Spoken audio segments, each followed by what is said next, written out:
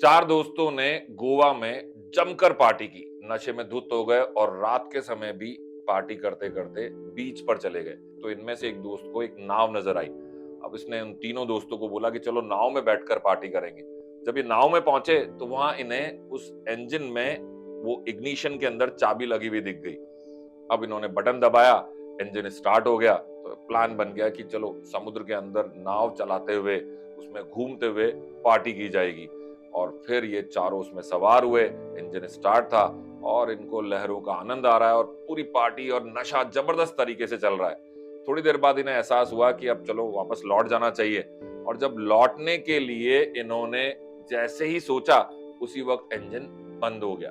शायद उसमें जो फ्यूल था वो खत्म हो चुका था, क्योंकि पिछले आधे पौने घंटे से लगातार उस बोट में बैठे हुए थे।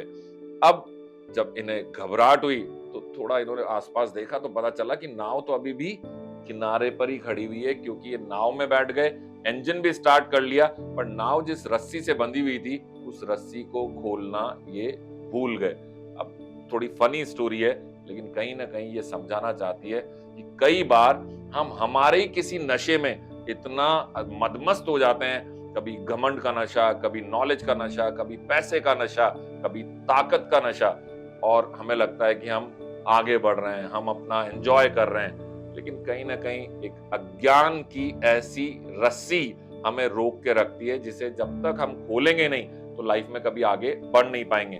तो ध्यान रखिए कि जब कभी भी आपको लाइफ में आगे बढ़ना है तो आप नशे में न हो। नशे से मेरा मतलब है कि आप कहीं ना कहीं अपने आसपास की रियलिटी को सही तरीके से देख नहीं पा रहे हो। तो वो जो रस्सी है ना, वो आपको जकड़ के रखती है, और जब तक उस रस्सी को आप खोलोगे नहीं, आप लाइफ में कभी आगे बढ़ नहीं पाएंगे।